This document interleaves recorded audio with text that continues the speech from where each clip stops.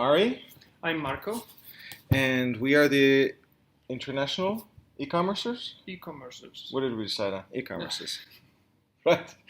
International We have to e-commercers. figure out a name. Yeah, we'll figure out a name. And today we're here to speak about getting started in the e-commerce world. Here are the things we wish we knew when you started out, and these are mistakes that we can all learn from, and hopefully you won't have to repeat it because we did that for you. So, Marco, tell us, what is the number one mistake that people do when they start out in e-commerce? Yep, something that every single e-commerce seller is actually doing, and you should avoid too, is to start without a proper analysis. So the lack of data is definitely the biggest mistake that e-commerce could be doing right now. This means that you rely on information that are only partial. You still don't have a full view on the complete process, and therefore you miss important information that you will discover it only later in the process. So the suggestion is, please do your research completely at the beginning in order to have a proper analysis in place to bring in your first product. And later on, we're going to really go deeply into what tools you can use, what things are available. We've got, there's a lot of free information out there. Obviously, we live in the age of the internet. There's also paid tools that you may want to consider using. But make sure that you're not starting out by guessing what you think the market wants. Thankfully, we have an abundance of data. This data is available, so make sure that when you start out and when you make decisions, especially since it's decisions that involve spending money, make sure that you have all of the data before you start out. Exactly. Another big mistake that a lot of new sellers are actually doing on a daily basis is to fall in love with their product. So the fact that you appreciate and you like something doesn't mean that other people are actually doing the same. So if you're extremely in love, if you're emotionally connected with a product that you want to move to your e-commerce, there is an high risk that you are not doing the proper analysis in order to validate if this product is actually selling with the right volumes and margins that you expect from a business. So being passionate about what you sell is definitely important, but always try to keep the distance and to analyze the data before jumping into an adventure like this one.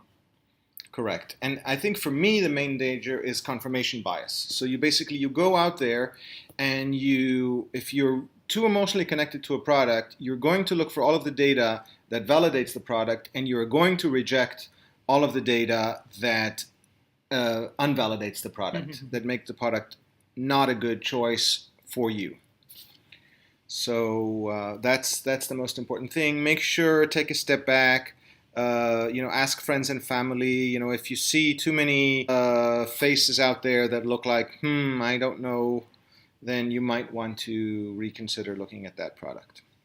Now, for me, Marco, I think the opposite mistake is, or the equal and opposite mistake is to not have any emotional connection. Exactly. So for me, when I started out, I looked at the numbers and I saw, I don't know, seems like a paper bag seemed like a very good margin. There was one product there that in paper bags that I thought was very good.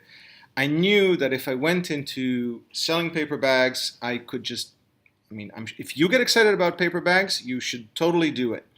But for me, I know that I will not be able to go out and do all of the things that you need to do, which is go into social media, speak about it.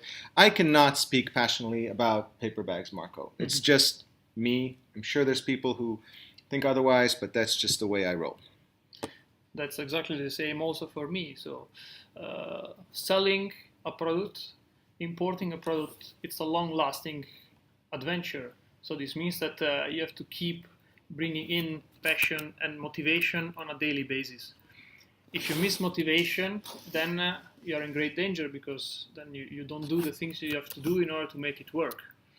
And the most effective things that we can suggest you is to somehow have an interest in what you're doing and in the product that you're willing to buy, in the segment of the product, in order to have more motivation on the long run and to sell better the product that you're actually willing to import. Cool. Yes. Okay. The next mistake I think that many people I see doing, especially people we've helped out, is they look for a product that's just too complex. Now, of course, there are many companies that sell very complex products, but if you are just starting out, start with something simple. Anything that has moving parts, anything that's electronic, even if you come from technology, and I know many of you may come from technology, you really want to avoid. And this, no matter how many times we tell it, people still go down that route, and it's very, very difficult. And there's a few reasons for that. First of all, if you get a sample, you can play with it a long time, and you can just not discover the problems in it. And the first time you discover the problems is it's in the hands of your clients, and trust me, they will find all of the problems with the product that you missed. So first time out, second time, third time, fine, go for something more complex. But first time out, go for something simple. No electronics, no batteries, no moving parts. Avoid anything that has regulations in it, so anything that goes on your body or in your body. Stay away, especially for the first product. And stay away also from branded products or copy of branded products. Don't try to import fake glasses, branded glasses, for example, or clothing. So those products are definitely a no-go for any new e-commerce reseller. Yeah, good. Very interesting. Now, another mistake that people sometimes do is they say, okay, let's try to take a product. I see the product it is. I'm going to try to redesign a product. I'm going to take a product and add an extra handle to it, or make it longer, or make it larger. Now, the problem with that is every time that you change a product, you have to go into a very long and rigorous product design phase. It's product testing phase, sorry.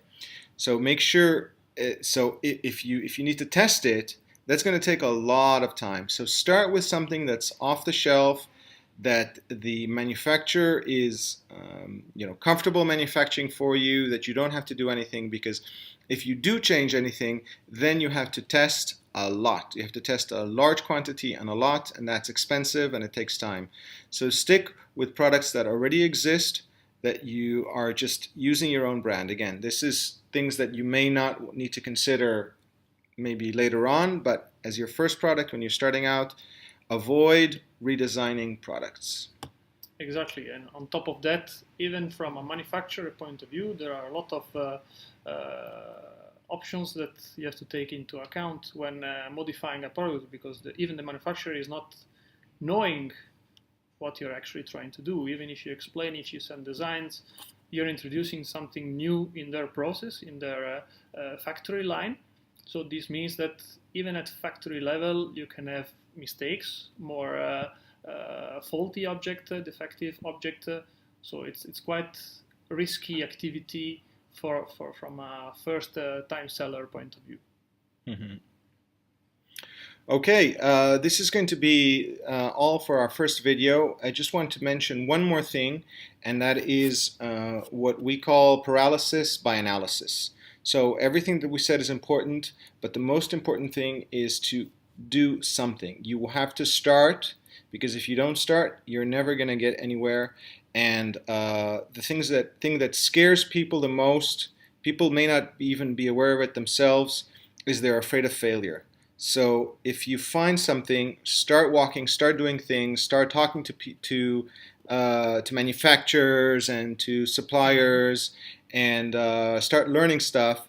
But don't let the analysis lead you into paralysis, because the best way to learn is to learn by doing. Exactly, and even in this case, follow the principle of think big but start small. Great, I like that. Think big but start small. Great. Well, we're going to finish with that. Thank you. We are the European e-commerces, Yeah. or the international e-commerces. Whatever the name is.